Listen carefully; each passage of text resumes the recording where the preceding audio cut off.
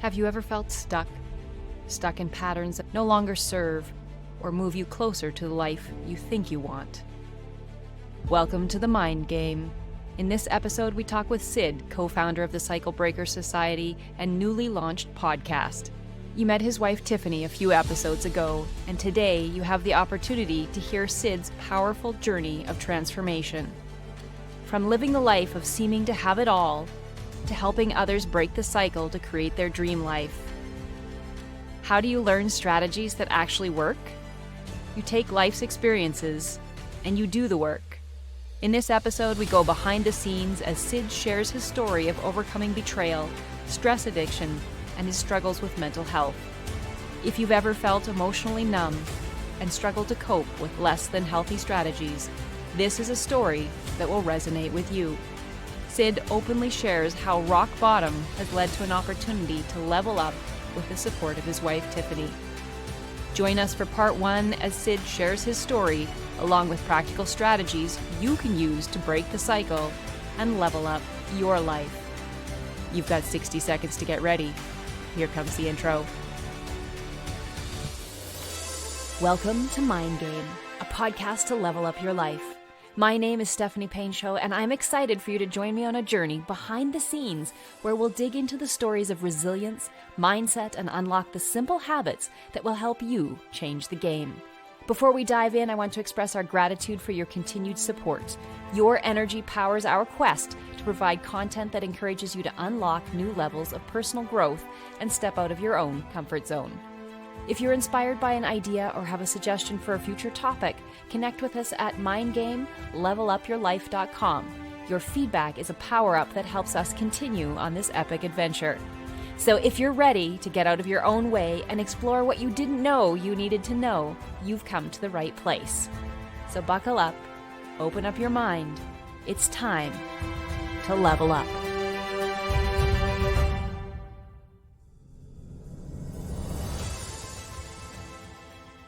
So welcome to the Mind Game podcast. I'm here with Sid today, and we are going to learn new strategies to level up your life. Sid and I met online. I think it was through Facebook. I posted a post about habits, and he replied to it and tagged his wife, Tiffany, and we had a conversation with Tiffany. That is now up on the Mind Game podcast, and she said, you should also talk to my husband, Sid. And so here we are today talking about habits, how to level up our life, and digging into the stories behind the scenes that help us all to find some connection, to recognize that we are all walking ourselves home together and that we can find support reaching out to others. So thank you, Sid, for being here today. I can't wait to dig into the podcast. It's going to be a lot of fun. I'm super excited to be here. Stephanie. And like I said, it's going to be a great dynamic. We got Northern Canada and we got Southern bumpkins, 2 completely different accents. It's going to be a lot of fun. Yeah, so Sid is joining us from Tennessee. I am in Saskatchewan. And so I think that's the wonder of social media, is that you can connect with people from all over the world. There are no boundaries anymore to who you can learn from.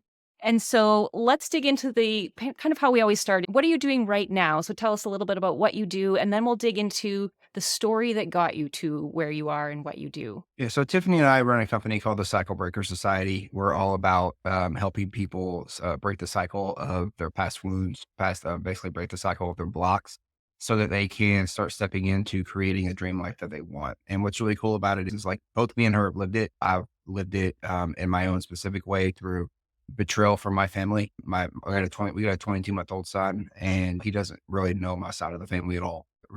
Like, they've seen him just a couple of times. They hurt us. And like that, I grew up with a lot of inner childhood wounds that I really wasn't aware of because of how I was kept in a cage for so long. Not an actual cage, just in a cage from the world or from the real world. And for me, it was very enlightening, I guess is a great word. It was definitely a rude awakening to see, oh my gosh, there's all this other stuff out here that I was never introduced to. For why, I don't know. But through the betrayal and through the trauma that I faced, we've basically put together a simple process, 4-step process that helps people break through those and ultimately go out there and start walking into the life that you want to create for yourself. And I love how you said that, the walk into the life that you want to create for yourself. And that is my continual journey to learn. I'm in education, so absolutely love learning. And so when I go out for a walk at lunch, I'm listening to podcasts and to pep talks and re-listening to episodes and trying to make notes while I'm walking down the street and not trip on the sidewalk. But I really appreciate that you say that walking forward into that life and that you can create it. And Yeah. sometimes we have to address those cages that are holding us in that we don't even realize Mhm. are providing those maybe invisible boundaries that we don't know. So I know you said during your intro here that both of you have lived it, and I know Tiffany shared her story with us. Mhm. So what are some of the moments that got you to where you are, where you wanted to work and help other people to step into that life? So for us, me and Tiffany have been together for about 6 years now. And when we first got together, it was one of those goals way out in the horizon kind of thing. Mhm. And we both knew Tiffany comes from Calgary. That was Calgary, Alberta. I actually come from Eastern Kentucky.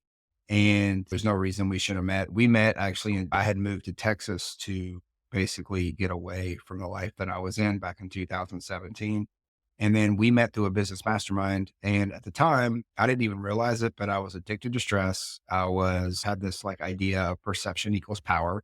So I was chasing after all the wrong things. At the time, when we met, I drove a Maserati. I lived in a penthouse in downtown Dallas. Like I was wearing all the fashionista type stuff, like the Gucci belt, and like constantly striving after all of the things that really didn't matter.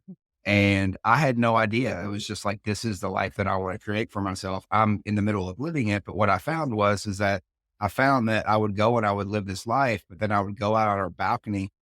I would go out on the balcony at the end of the day and I used to be a huge pothead. So I'd go out there and I'd literally just smoke myself into oblivion because I wanted to numb myself. At the time, I was also on medicine that I had been on for much of my life. I was misdiagnosed with ADHD as a young child. And we could have a whole conversation about that. But like I was misdiagnosed as a young child, I was put on medicine that numbed me out as well. So I didn't really feel a lot of emotion. And when me and Tiffany first met, one of the biggest challenges I would tell her was, "Hey, I want to feel happy, but I don't know how. I did everything to feel happy, but I'm completely numb inside. This doesn't make any sense to me." And on the flip side of that, I would get angry and I wouldn't feel anything as well. So I was literally just in this even keel. And because of that, I felt like I lost my intuition and I really lost like my decision making skills, my intuition, my social, being able to just go out into a social environment and just talk. I was numbed out. Some people might have heard of drugs like Adderall or Ritalin or Prozac. That was the type of stuff I was put on. And it was just it was like I was being given legal cocaine. And it really messed with me for a long time. And Tiffany, I'll tell the story, but Tiffany, after it was like 16 doctors told me that they wouldn't take me off. And one of those doctors even said I'd be a detriment to society if I was taken off. Like Tiffany, I went to Tiffany and I said, I need off this. What can you do? She got me off of it. And, you know, we're not people that take people off medicine. Okay. Like she got me off the medicine in 28 days using nothing but Wow. hypnosis work. Now, the big thing really in regards to, we started this company called the Cycle Breaker Society. And the Cycle Breaker Society is all about what I said at the beginning there, helping people break the cycle of their past blocks, which usually comes through past trauma, and ultimately being able to break that cycle so they can look at it as they're breaking the cycle and then they come to a door. And then like we open the door and we're like, here's everything that you always said you wanted. You just got to walk through it. And I went through that in my life recently. Me and Tiffany always wanted land. We wanted to build a healing ranch. So what we're working on now is building a healing ranch where we're going to bring domestic violence victims and people addicted to people with addiction to the healing ranch, and then have people that we work with or have people that we certify come back and then ultimately use the tools that me and Tiffany use to basically work with these people. So it's like a win. They get to work with people and get feedback. These people get to get basically free help and then they get a safe place that they can live and all of that stuff. We wanted to do that. So we used to live in Dallas, Texas, where me and Tiffany met. Back at the end of 2022, 2022, we got pregnant. So we got pregnant with our now 22-month-old son. And when we got pregnant, a lot of things changed. And we just decided, like we were in Dallas at the time. For anybody that's listening to this, like Dallas is in Texas, and you have this kind of probably like Texas is this type of place. Texas has changed dramatically in the past 7 years, mainly because there's a lot of people moving from California over, and there's a lot of people coming up from the border in. And when I moved there was roughly like 6.5 million. So this would have been in 2017. When we left in 2022, I believe DFW was up to 16 or 17 million, something like that. So it did like over Wow. triple in size. And it had just gotten to be a really dangerous place. And we were like, we're not going to have a baby in this environment. This is too scary. My parents actually, which I didn't really have a great relationship with, I moved out and was like, I'm going to go do this on my own. And I became an entrepreneur. They didn't like that. They wanted me to have a 9 to 5 job. They wanted me to have security. They wanted me to live the life. They were living out their past trauma in my life. And I didn't really know what it was, but I knew enough to run away from it. I didn't run away, but I knew enough to like get out, right? After Hmm. college, I moved away. And it was interesting 'cause we got pregnant. They were like, "Oh, we're going to be all lovey dovey again. We want to be around Chad. Our son Chad. We Hmm. want to have him Yeah. in the life and have cousin time." So all of a sudden they started coming around again. And then one of the things that my entire family, it wasn't just my parents, but my entire family was like, "We want you to move home because we want Chad to have his family. We want Chad to have his cousins. We want Chad to have his aunts and uncles and all of this." And Chad's actually named after someone in my family who passed away tragically in 1998. And that was very important to me. I made that decision a Hmm. long time ago. And there was all that going on. And then they hit us at a weak point and they were like, okay, we were finally like, okay, it's time to build the Healing Ranch. It's time to go find land. These are all signs for us to get out of Dallas and move. So we looked at a lot of different places, but ultimately we decided to move here. So we're on 97 acres, about an hour south of Knoxville, Tennessee. So that's East Tennessee. And we're right on the line of the Great Smoky Mountain National Park. So anybody that's in Canada that's listening to this, that's about as close to Banff as you can get. And it's very Nice. close to Banff as far as what it's like. It's the biggest national, I think it's the most visited national park in the US. You can add up all the other national parks and combine them and it doesn't even come close to how many visitors the Great Smoky Mountains gets, but it's a really cool place. A lot of people talk about Sedona. Been there. We think this place is better because there's a ton of trees. The air and the energy here is second to none. It's really cool. And When you talk about yeah, going on the hikes and it's green there, we're yeah, just starting into spring. It was yeah. 19 today, I think. So it was, you Oh could Lord, actually walk it's outside warm. and without a Yeah. jacket. It was nice here because we're in Celsius, not in Fahrenheit. Forgive But me. Yeah, forgive me. I don't know Celsius that well. I'm yeah, still stuck on it Fahrenheit. would be like room temperature. We finally hit room Here you temperature, but go. last Yeah, week we had an ice storm and the roads were completely covered. But the photos, if you follow Sid and his wife Tiffany online, they are absolutely beautiful trails into yeah. nature. It sounds like an amazing place to be, and to hear the energy. I really Great energy. appreciate the people who can sense the energy in a space. Oh yeah, so it's old Cherokee Indian land. So it's funny on the front of on the front of the property we live on, it's a road, and that road was actually part of the Cherokee Trail of Tears. So that's the type of land that we're in. This is old Cherokee Indian land. So 200 years ago, it was Cherokee Mhm. Indians that inhabited this place, and there's a ton of legends around there being over 1,000 crystals under the land and stuff like that. So it's really neat. But we had decided that we wanted to move here, and so the whole thing is okay, here's the step-by-step process and what we need to do. At the time, we were going to build an A-frame. We wanted to get roughly about 10 acres or so. And we had it all ironed out. But there was one problem. And that was that I didn't personally have the credit to be able to get one of the toughest loans there is to get, which is a construction loan. I didn't have that credit. So basically my parents sensed that and they were like, oh, so we kept telling them, we can't move, we can't move, we can't move. We're not going to move there and rent. This is what we want to do. Right, So they finally convinced us by saying, okay, if you move closer to home, we're going to take care of the credit for you. You have to take care of everything else, but we'll sign off on the credit for, a couple of years and then you can refi. And that was the reason. Once that was said, right, me and Tiffany were like, okay, maybe this is just a sign. Maybe this is a way for us to let them back into our life because Chad's here. And we sure. just tried looking at all of the positives that could come from it. And we ended up moving. And to do it, we had to be in a transitional period with my parents. And when we moved there, immediately the red flags started. And it first started with we moved at the end of October in 2022. And it was Right. here in the States, we have something called Thanksgiving. I think you all think. Yeah, it's just in Yeah. October.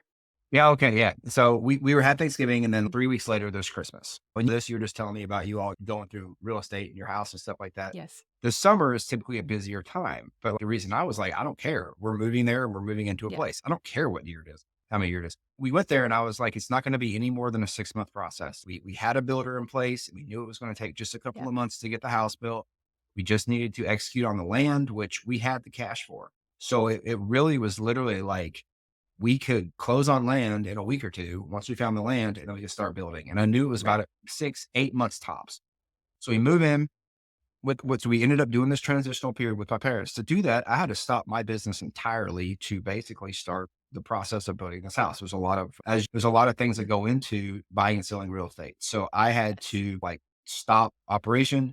Tiffany we were both still learning how to be parents. Chad was only like 7 months, it was only like 6 months at the time, 5 months. Mhm. So we're still figuring out how to change diapers. There's And a big transition when you become yeah. parents, and we built a house from scratch, so I can appreciate the decisions and the time and the energy and Oh all of the man. things that go into that. It was crazy. So we ended up, long story short, we went there and they kept giving us no for every different excuse there was. Timing. At one time they said, we're not going to do it until you have the down payment ready. So we went, got the down payment, got that done. And we literally got it to a point where the mortgage broker was like, okay, all we need is a signature for the credit. So like I'm on the phone with them. I'm like, all we need is a signature for the credit. Around 4 months in, we got it to that point, and I finally was like, listen, like, it's yay or nay. Like, we got to make a decision here, or me and Tiffany are out. Like, we can't Right. just dangle here for on and on living in your house. I'm 34 at the time. Tiffany's 37 at the time. Like, this isn't what we signed on. Yeah. And after making the promise, they told us that night that they would think about it. And then the next day, my mom reaches out to Tiffany and says she needed some help. And we we found out the truth of what was really going on. My sisters and their families had found an Airbnb opportunity, and they had taken it to my parents because they needed help with my parents on the loan or whatever. And Right. so they went over there and they had decided they were going to work with them, and they had been lying to our faces for months about being able to help us because I guess in the States, you can't, I didn't know this at the time, but you can't hold two loans. So we talked to my mortgage broker about it. And he was like, yeah, I can't even talk to you for like 6 months. There's no way. And we found out that it was just, we had been betrayed. We'd been lied to. And like, that was when we like found out the truth. I was very upset about it because now I got a kid involved. This isn't just me. I got a kid Yes. involved and a wife involved. So I went to him and I said, guys, like, this isn't cool. Like, we got to figure out what we're doing here. And we confronted them about their lie, and they ended up kicking us out of the house with a 7-month-old. And for a week, me and Tiffany and I were homeless. And we were in a place we really weren't that familiar with because this wasn't the place I grew up. So this was a completely new area. Didn't really know the place, didn't really know stuff that well. There was actually just a college football game, I believe, after this happened. So all the hotels were full. We ended up having to come to Tennessee and get an Airbnb for a week. And we lived out of Airbnbs with a 7-month-old where we had to bounce around from Airbnbs because we could only get one night at some of them or whatnot. So we Right. were literally like going through that for like close to an entire week before we went back and confronted my parents. And we were like, guys, we're done. We're done. We're out.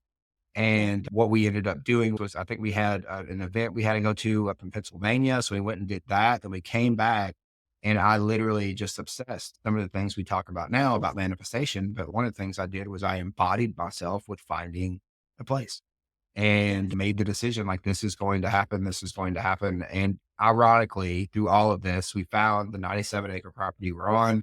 We were able to move in pretty much. We were able to do a quick transaction and move in pretty quickly. And it was just interesting how it all happened because I'm a big believer that things happen. I know this sounds super cliche, but like when things are supposed to happen, they and I think Yes. that looking back, even though it was extremely painful, like I had to look back and say, they needed to be out of my life. I should have cut them out years ago. I had been talking about cutting them out, Mhm. taking the first steps to do that, allow them to come back in. And it was almost, this just re showed me that, oh, you need to cut them out before I can start handing you the things that you want. And so Yeah. I felt like that was a big kind of like linchpin or transitional point for me Mhm. and through that experience, I've had a lot of things come up and we lost a lot of money during that time. We lost a lot of faith during that time. We lost a lot of belief in ourselves during that time. But me and Tiffany both went into just a ridiculous freeze mode for about 7 or 8 months. And what made it so great was we had to fall back on the things that we have been teaching people for so long to get over it. And that's Yes. the beauty of it is we used what it is that we go help people with to not only get through this, but to get through it and thrive through it and then be in a position that we would have never guessed 12 months ago, 13 months ago. And I think that's what's so great about it is because I'm not talking about it because I read it out of a book or I watched a few YouTube channels. I'm able to sit here and say that I lived it and I'm living it to this day and that I can help people through we can help people through our own experience of what we went.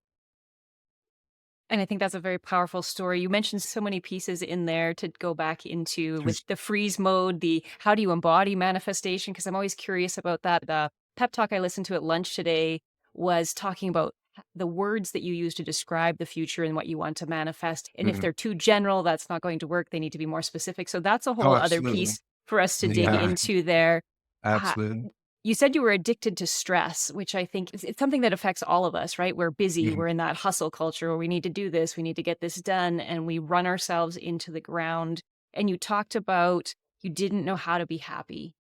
yeah, And I think whether people say that out loud, I think we all see that in each other at different points when we really mhm, want to be happy, but we're just not sure how. So mhm. what was one, or is there one strategy or a habit or a tip that you could share that Tiffany shared with you when you're feeling in that state where you said you were numb, you want to be happy, you've tried all these things, they're Mhm. not working? Was there something that helped you move from that sort of frozen in that state into stepping forward, just a first step?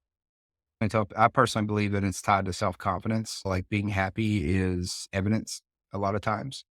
And a lot of times we don't see the evidence. Like, we'll do all these things, but we really don't measure ourselves. I was something that I was actually, going over with some people earlier today was, but I don't remember exactly where I heard this from. I think it might have been Mhm. Cherokee Indian Nation, but I don't remember.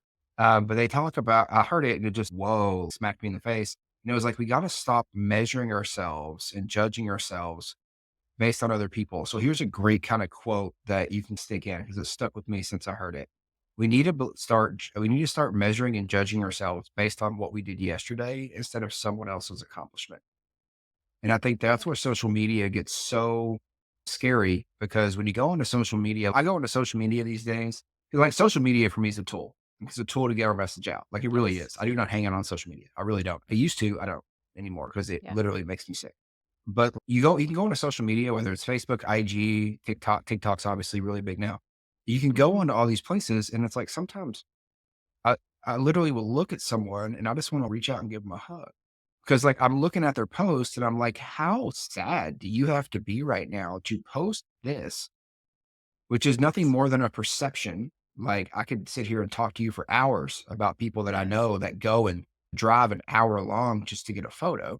And I feel so bad for them because I'm like, you're not fooling me. I know that you're sad right now and you're struggling right now. And I just want to reach out and give them a hug. So I think the biggest thing I've learned about self confidence and how to get it is this is super simple. Start doing what you say you're going to do.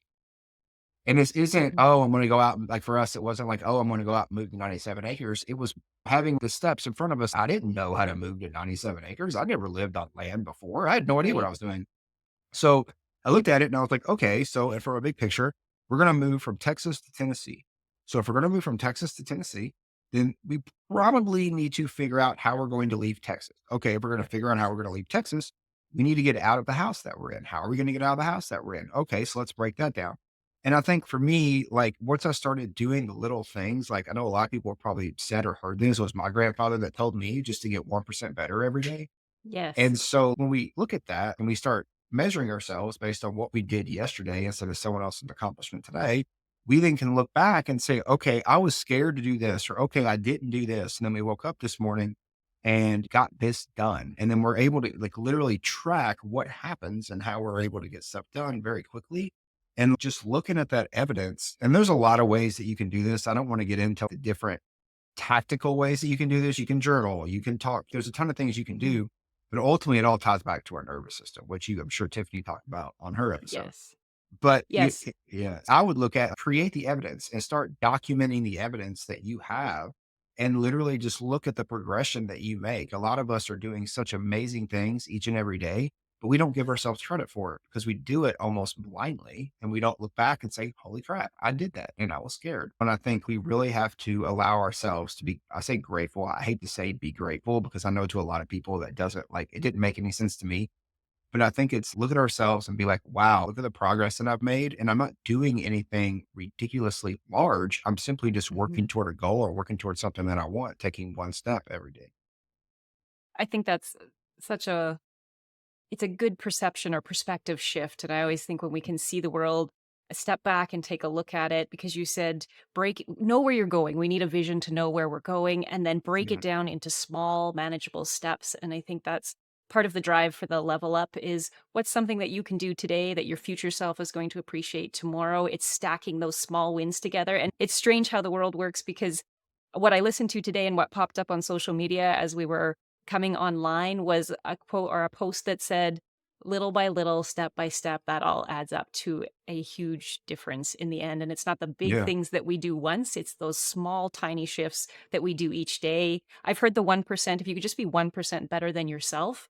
And I love that Yeah. quote because it's you versus you. That's what I follow Yeah. Carolyn Gervin for fitness and workouts. And Yeah. every Yeah. workout she says, you versus you, That's all it that is. like you have it within you. You just have to get out of your own way. And the other quote that came up this week for me was, we are all born with a gift, a talent, or the genius zone. I was reading one of the books, and he said that talent is in you.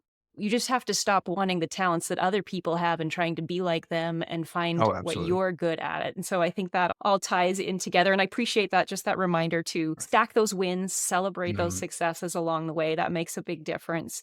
Mhm. And so you talked about the freeze modes. How do you recognize that you're in the freeze mode? And then what might be one simple step that people could take to get out of that freeze mode? And if you want to Yeah. bring in your Slay the Dragon conversation, we can talk about that now. But Yeah, I that's think something we, I learned going through it. Yeah, I'll be the first to tell you that I refuse to believe that I was in a freeze mode when I was right in the middle of a freeze mode. So I'll be the first to admit that. I think we get to a level of denial when we're in fight or flight and or freeze. And I was totally in denial. I just refused to. I'm not in freeze. I'm going to go negative talk myself all the way back to where I need to be. Right. And that was it. Mhm. It's almost this ego and I carried along. I'm not going to allow myself to get in freeze. It ain't going to. But I think for me, what happened when I got into freeze, and specifically what happened for me when I refused to take care of it, was I got to a point where I was scared to go outside. I got to a point where I was scared to go on a hike with Chad because I was afraid he was going to fall off a cliff and hurt. I was constantly worried about things when most of the time, those things that I was worried about never anywhere near came to pass. So there's no really need to worry because most of the right. time we're worrying for 80% of things, or we're worrying for 80% of the day on things that are never going to happen. It's a waste of time. Relate to that, the worrying. I can think of Yeah. all of those different things. So when you and I any other signs that you notice, like, when you're in it and you don't Yeah. know that you're in it, that's Uh, hard. I guess the other one would be with Tiffany, are you able to recognize those signs in each other? And if you see someone in freeze mode, is there a way that you can help when there is some denial, when you're stuck in that negative thought pattern? Is there a way that you can help out the people that you care about? yeah. Tiffany, I tell this to people all the time. I wouldn't have made it through without Tiff.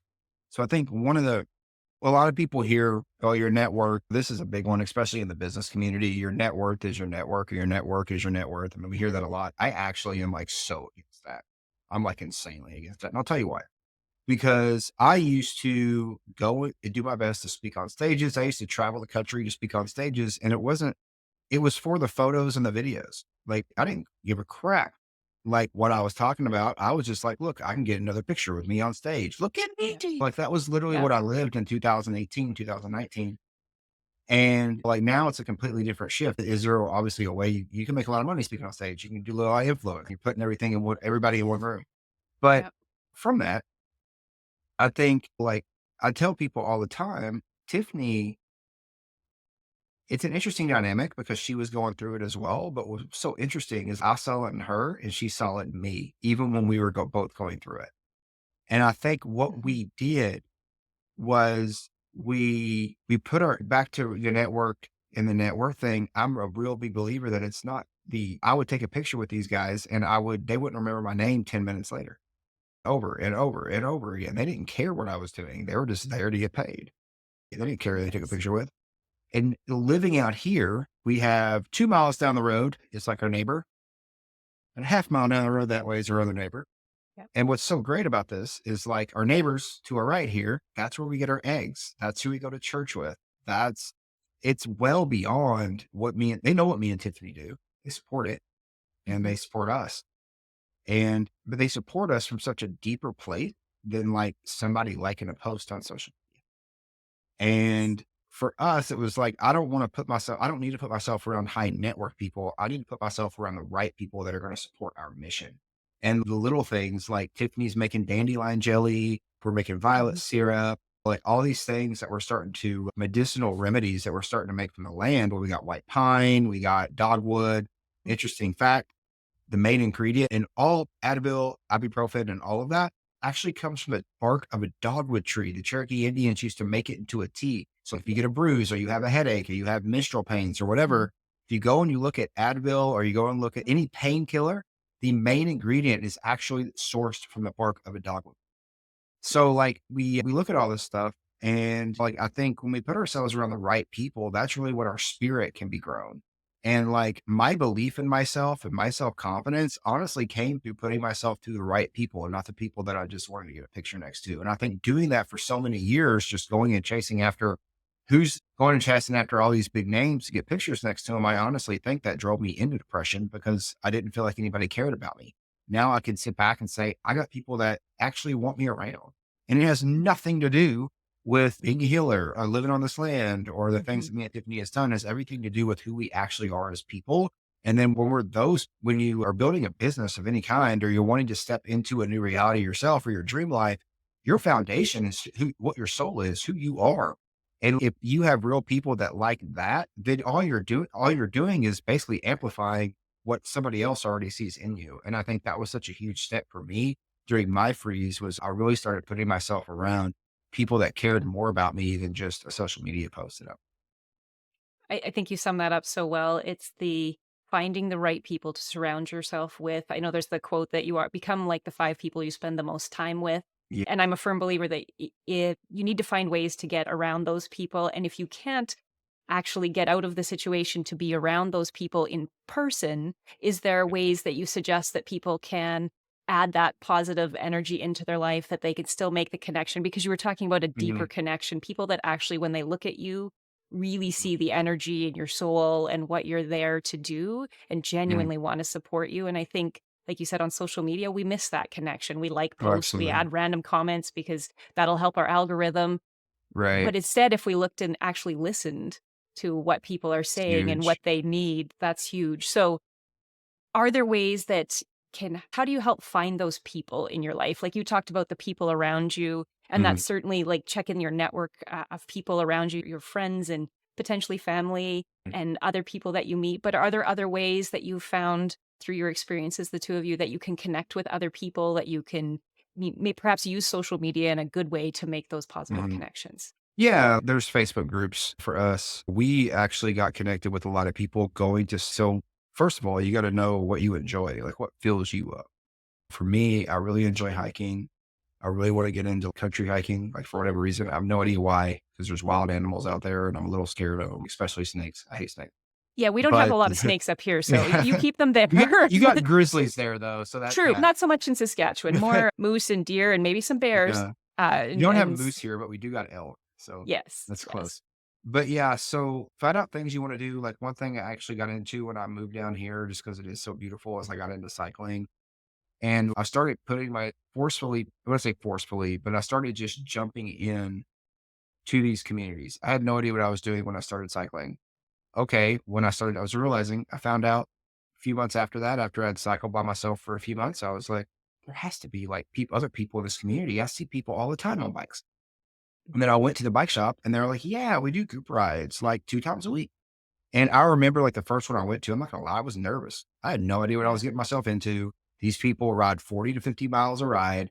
I'd only Wow. ridden 40 miles once and I was in so much pain after. So I was like, I don't even know if I can do it. But I remember just like getting myself into those groups. It almost took a layer off of me. I think when we look at people who are depressed or struggling with anxiety or really any block, whether that's imposter syndrome, self doubt, anxiety, maybe I could go on and on and on. Yeah. But when we look at that, a lot of times, if you look at the state that they are in, so Tony Robbins talks a lot about an emotional state and Yes. elevating an emotional state. I also listen to a lot of Jordan Peterson as well, Okay. and he's Canadian, and Yes. he's Canadian. But I listen to a lot of him as well. And I was actually listening to him today, and one of the things that he said is, if you were to take a look at actual people who are depressed, not just people that say they're depressed, but actually Mhm. people who are depressed or suffering from anxiety or depression or self doubt or not no have self confidence, all these things, they would look at me and say, they would say over 9 out of 10 of those people are going to be self isolating themselves in some way. Yes. And then what happens is when we and I've been through this, trust me, I'm out here in the middle of nowhere. It's very easy to self-isolate yourself. Yes. But I found myself, and here was a sign, I found myself making excuses to stay up late at night, telling people that I was a night owl and myself that I was a night owl. And I would sleep in during the day and I'd be like, that's just how my body is, Tiff. That's just what I do. Yeah. And she looked at me and said, no, that's a sign of depression. And like now looking back, like now understanding that I got myself into a routine and how big is a routine when it comes to Mhm. elevating your emotional state and elevating your mood. I found that just getting myself in my routine isn't perfect, but I do my best. It really comes down to I'm getting up around 6:30 or 7. I know that. So I'm like, I got to be up. I don't just have a wake up time, I have a bedtime. Right. And I Yes. put myself into these communities and I keep myself active. That's another thing. So if I'm not Okay. isolating myself, go out. Like I cannot tell people like how many times go outside and walk around in the grass for 15 minutes barefoot. Obviously, you're in Canada. Yes, Wintertime, you so can't the do it. grass is just reappearing, slowly reappearing, but there's definitely something to be said for that. Well, Being yeah. outside, the fresh air, the sun, that the grass, that the energy that from the earth that you can get when you can just Yeah. pause for a moment. But I think though, like you Yeah. said, routines, really important. I like that you said Very you have a important. wake up and a bedtime. You also have a Yeah. 22-month-old, so you get up lots of times, I'm sure. Two Just o'clock every just morning. yeah. Yeah, just because you have a young one. It Yeah. does get better. Eventually, they start Yeah. to sleep more as teenagers, as I'm learning. But I think, He's like already you eating said, us out of the house. It's crazy. yeah, and they just eat more. They just eat Yeah. I more, don't but know that's where it good. goes. The Yeah. it's good. Yeah. But yeah, So, those are go big. outside, you said create a routine. Anything Mhm. else that helped you just step forward? Yeah, obviously get yourself out of self-isolating situations. And lucky enough, I'm married, so with somebody I actually like. Like That's a that, bonus, that's a yes. bonus. However, I think movement is huge, but like you said, I'm a big believer that, and I'm not trying to bring religion into this, but so I'll call him our creator, whatever he is to 'Kay. you.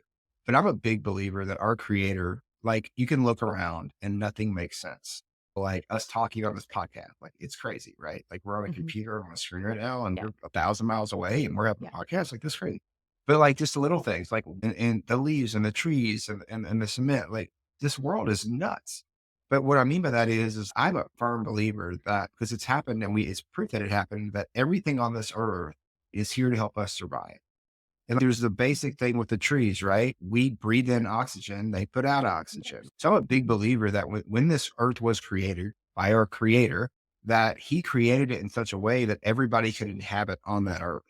And I'm a firm believer that when we put ourselves out in that energy, like you're automatically going to level up your mood. Now, there are a couple of little exercises that you can do.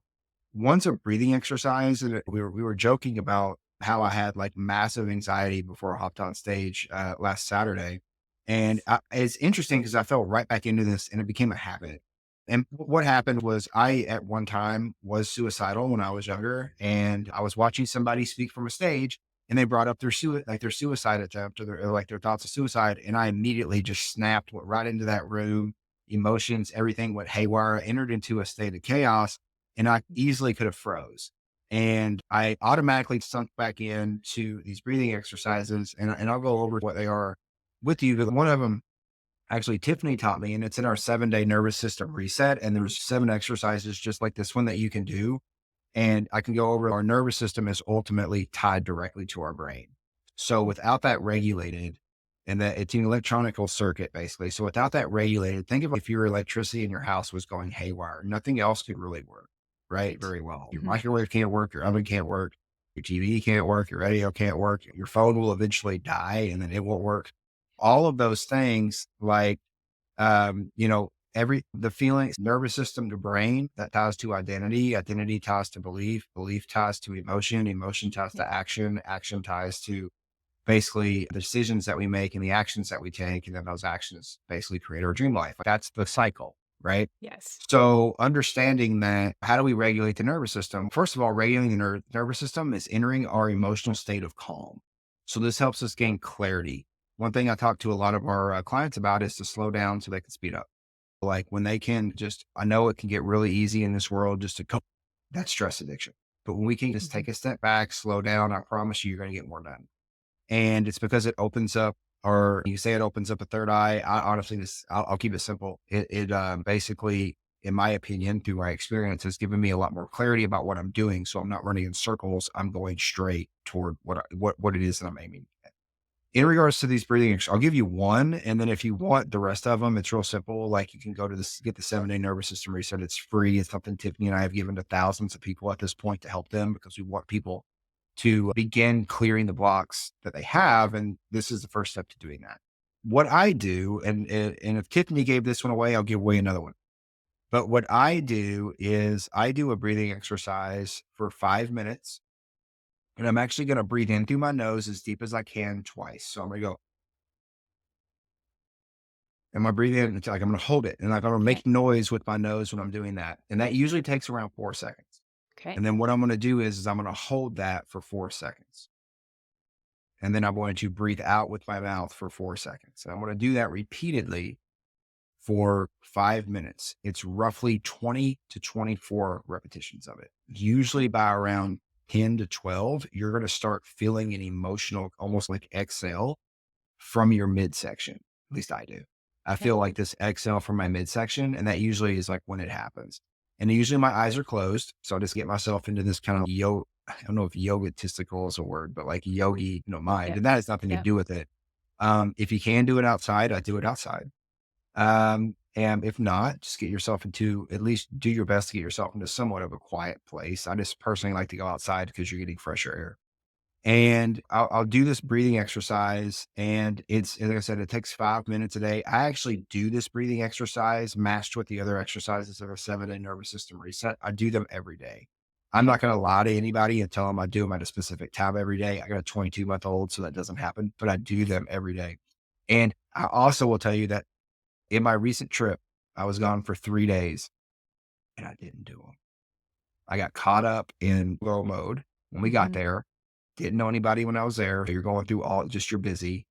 Yep. And I just forgot to do them. And ironically, that was when I had my episode. And I ended up going into easily an anxiety state where my legs went numb, shortness of breath. I thought I was going to have to get up and walk out of the house. I personally felt like the sky was falling in that moment Mm-hmm. and the walls were closing in and I was like losing air. And yeah, going back to this exercise, which took I did it for 2 minutes that day. Mm-hmm. And it just bam, like I was able just to open my eyes and I did it sitting in a couch with 20 other people or 15 other people around me. And I was able to do it and not disturb anybody. Again, it gives you that freedom to be able to do that. And then I opened my eyes and then it's not this, oh, I'm Hulk or anything like that, but it put me into this extremely calm state where even Yes. though I knew the dragon was sitting right next to me and trying to take me down, I'd put my emotions in check. So even though I knew he was there, I didn't have an emotional tie to him at the time. And that's the secret. You're just in this calm state to where it doesn't matter what surrounds you. You're able to make sound decisions and you're able to stay on course with what it is that you're aiming toward reaching.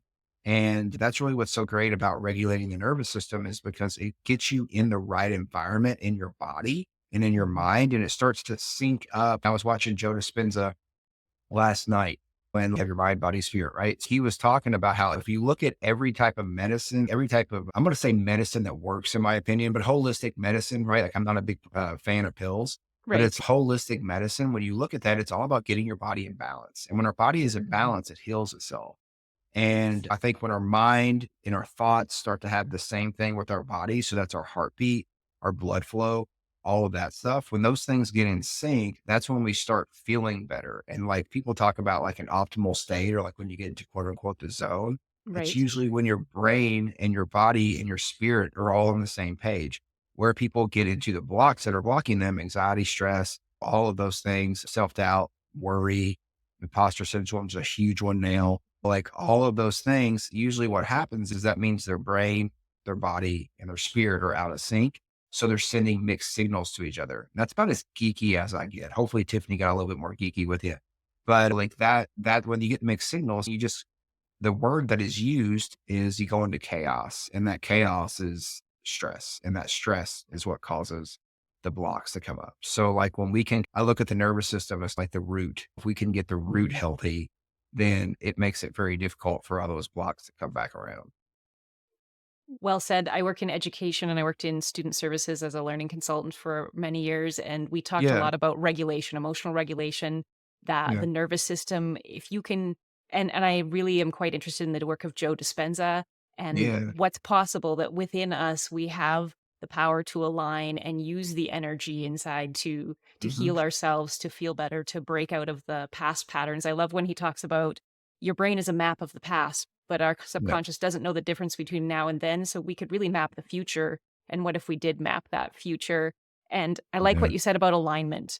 We want the mind, the body, and the spirit aligned. And when you said they are in sync, you are regulated, then you can make yeah. that difference. And that's where we are going to pause part 1 of our conversation with Sid. Be sure to tune into the next episode to learn how to slay the dragons, especially those that come back to visit when you least expect it. So what did we learn in part 1? When you are in the level up, it's sometimes hard to see the light. And one of the ways is to refocus and connect with people who have walked the same road you are on. As Sid mentioned, and his wife Tiffany shared in an earlier episode, the strategies that they share are not textbook tested, they are lived, and they're what they both use to help move forward in life to break the cycle and level up. They say the closest thing to a time machine is to find a mentor that's been where you are and found a way forward. And here's why we go behind the scenes and dig into the mind game. Our experiences shape the people we become, and the stories we tell ourselves will keep us locked in the past or help us turn experience into stepping stones to the next level up. Sid mentioned that sometimes part of your story is letting go of the people and the environment that are part of your current reality. It's about being brave enough to identify the moments when you feel stuck, overwhelmed, or numb. It's having the courage to try the strategies and the tools that can help you turn your current experience into the stepping stones that will help you move forward. Whether it's getting out of freeze mode or creating routines that empower you to use the strategies when the struggles reappear, the life you want is on the other side of the challenge. In this episode, we learned that surrounding yourself with people who genuinely want you to succeed can help build your self-confidence. We revisited the box breathing technique. Sid reminded us that this is a tool we can use even when we're surrounded by other people. Get outside when you can, and find communities of people that you can connect with. When tasks seem to be overwhelming, Sid suggested that we break them down into manageable chunks and focus on getting 1% better. And instead of comparing yourself to everyone else today, Sid said the only comparison that is worth it is the one with yourself from yesterday. Never underestimate the value of movement to help your mental health. And consider the habits that you can build into your daily routine that will help pick you up when you need it most. It's not the big things that you do once in a while. It's the small, quiet wins and the consistency of the steps that you take each day that are going to turn the life you wanted into your current reality. Thank you to Sid for joining us on the Mind Game podcast. Be sure to check out the show notes for more information and a link to the 7-day nervous system reset. And a huge shout out to Sid and his wife Tiffany on starting their new podcast, The Cycle Breaker Show. Be sure to check it out on Spotify and Apple. We'll be back with part 2 of our conversation with Sid, and until then, remember to mind the game so you can level up your life. Thanks for listening. Here's your Mind Game Episode 23 Challenge. Share this episode and celebrate one way you've leveled up since yesterday. Hashtag it, level up your life.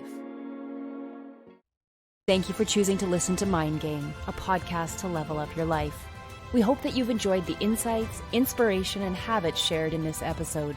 Your support is a game changer, and we are incredibly grateful to be on this journey with such an amazing community of listeners. If you have any wonders, questions, or suggestions about this or future episodes, we'd love to hear from you. Connect with us on social media and share your feedback.